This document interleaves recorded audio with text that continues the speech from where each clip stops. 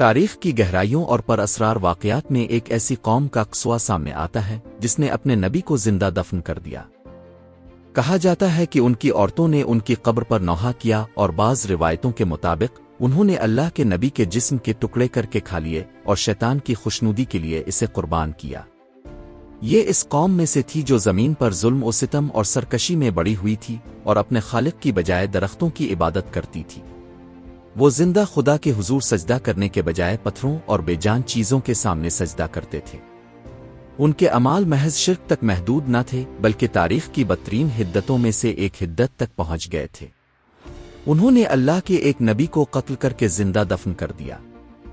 اس پر اللہ نے ان پر آسمان سے ایسا مہلک عذاب نازل کیا جو تاریخ میں کسی قوم پر نازل ہونے والے عذابوں میں سب سے شدید تھا۔ اللہ تعالیٰ نے اپنی پاک کتاب میں ان کا ذکر کیا ہے تاکہ وہ بعد آنے والوں کے لیے عبرت اور نصیحت بنے۔ پس وہ کون لوگ تھے؟ اس عجیب و غریب قصے کی تفصیلات کیا ہے؟ اس ظالم قوم نے کس طرح اتنی جرأت کی کہ اللہ کے ایک بھیجے ہوئے نبی کو بے دردانہ طور پر قتل کر دیا؟ انہوں نے ایسا کیوں کیا؟ اور پھر اللہ نے ان پر کتنا بڑا دردناک عذاب نازل فرمایا؟ یہ سب ہم انشاء اللہ اس نئی ویڈیو میں ایک ساتھ دیکھیں گے، مگر اس سے پہلے ہمارے پیارے ناظرین براہ کرم چینل کو سبسکرائب اور لائک کا بٹن دبانا نہ بھولیں تاکہ آپ کو ہماری ہر نئی اور مفید ویڈیو مل سکے۔ اب ہم سفر کا آغاز کرتے ہیں اور اللہ کے ایک نبی کے خلاف کیے گئے بدترین جرائم میں سے ایک سے پردہ اٹھاتے ہیں تاکہ معلوم ہو کہ وہ اللہ کے نبی کون لوگ تھے۔ ہمیں وقت میں پیچھے جانا پڑے گا، خصوصی طور پر حضرت نوح علیہ السلام کے طوفان کے بعد کے کئی صدیاں بیت چکی ہوں گی، جس کا مطلب ہے کسی چیز کو دفن کرنا زمین میں گڑنا۔ یہ لفظ قرآن میں ہلاکت کے سیاق و سباق میں آیا ہے جو نبی کو زندہ دفن کرنے زمین میں چھپانے کے معانی کی طرف اشارہ کرتا ہے، جیسا کہ بعض روایات میں ذکر ہے۔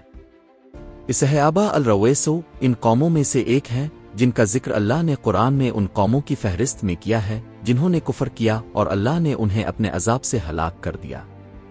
اصحاب نسا کے حقیقی مقام کے بارے میں اقوال میں اختلاف پایا جاتا ہے۔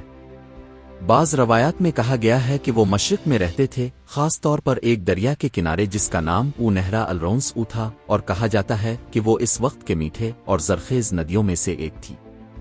ایک اور قول میں کہا گیا ہے کہ وہ یمن کے ایک علاقے میں رہتے تھے، جبکہ بعض مفسرین نے اشارہ کیا ہے کہ الرویس شام عراق کے اطراف میں واقع ہے۔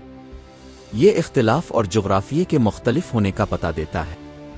ان اقوال میں جو روایتیں صحابہ کرام حضرت علی بن ابی طالب رضی اللہ عنہ سے منسوب ہیں، ان میں کہا گیا ہے کہ الرویس مشرق میں ایک دریا تھا جس کے کنارے 12 آباد گاؤں تھے۔ وہ درخت لگاتے تھے اور ان کی پوجا کرتے تھے، جس میں ان کے درخت سنوبر کی پوجا کا تذکرہ آتا ہے جسے شان درخت کہا جاتا تھا۔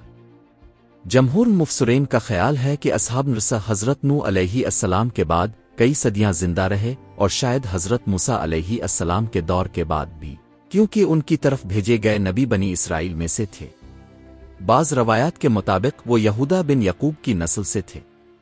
خیال کیا جاتا ہے کہ یہ نبی ان میں طویل عرصے تک رہے اور انہیں صرف ایک اللہ کی عبادت کی دعوت دیتے تھے اور درختوں کی پوجا چھوڑنے کی تلقین کرتے تھے، لیکن انہوں نے اللہ کے نبی کو جھٹلا دیا، تکبر کیا اور ضد و عناد کی وجہ سے انہیں ظالمانہ طریقے سے قتل کر دیا۔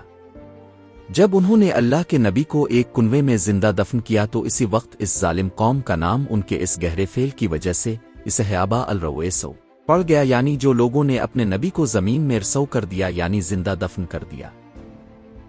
صحابہ اکرام میں اصحاب نسا کے بارے میں روایت کرنے والوں میں سب سے نمایاں حضرت علی بن ابی طالب رضی اللہ عنہ ہے۔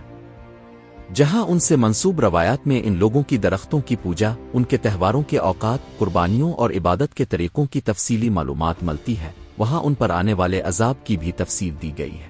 اسی طرح حضرت ابن عباس، ابن جریر طبری اور ابن کثیر سے بھی اشارات منقول ہیں، مگر ان میں سے بہت سی منقولہ روایات اسرائیلیت کے زمرے میں آتی ہیں، یعنی وہ جو بنی اسرائیل پرانی کتب سے نقل کی گئی ہیں، جن کی تصدیق تردید لازمی نہیں، جیسا کہ ہمارے پیارے نبی نے ہمیں وصیت فرمائی ہے، بیانیہ سمنانیہ و اطیعنیہ، ہم نے سنا اور اطاعت کی۔ اصحاب نسا ایک بہت بڑے سنوبر کے درخت کی پوجا کرتے تھے۔ کہا جاتا ہے کہ ایفنس بن نوح علیہ السلام نے اسے راوشنیاک نامی چشمے کے قریب لگا رکھا تھا۔ جب ان کے گاؤں بڑھ گئے اور ان کی تعداد و شہر بڑھ گیا تو انہوں نے اس اصلی درخت سے ہر گاؤں میں ایک بیج لگایا اور اسے اسی چشمے کے پانی سے سیراب کیا جسے وہ مقدس سمجھتے تھے۔ نئے درخت الفاق آئے اور اس طرح ہر گاؤں کے پاس عبادت کے لیے ایک درخت اور ایک پانی تھا جو دوسرے لوگوں اور جانوروں کے لیے حرام تھا، بہانے سے کہا جاتا تھا کہ یہ معبودوں کا پانی ہے۔ یہ یقیناً جھوٹ اور گمراہی ہے۔ ایک بہت ہی عجیب منظر میں اس قوم نے ان چشموں سے نکلنے والے پانی کے استعمال کو حرام قرار دیا، اور جو کوئی اس سے پیتا وہ اسے قتل کر دیتے تھے۔ ان کا خیال تھا کہ یہ پانی ان کے درختی معبودوں کی زندگی کا ذریعہ ہے، اور جو آسی چھوتا ہے وہ اس زندگی کو برباد کر دیتا ہے۔ اتنی زیادتی اور پاک نظری نے انہیں درختوں کے قریب کھیتی باڑی کرنے، شاخیں کاٹنے یہاں تک کہ پوجاریوں کی اجازت کے بغیر اس کے سائے میں چلنے سے بھی منع کر دیا۔ یہ بہت بڑا کفر اور گمراہی ہے۔ اللہ کے سنوا کوئی معبود نہیں اور نہ کوئی قوت و طاقت ہے۔ انہوں نے ہر ماہ ایک عید مقرر کی جو 12 گاؤں میں سے کسی ایک میں منعقد ہوتی تھی، جہاں لوگ جمع ہوتے اور ان معبودوں کے لیے بھیڑ گائے اور دوسری چیزوں کی قربانیاں دیتے تھے۔ اے اللہ، ہمیں فحاشیوں اور فتنوں سے بچا جن کا دکھایا جانا لازم اور پوشیدہ ہے، اور ہمیں دنیا و آخرت میں ثابت قدمی عطا فرما اور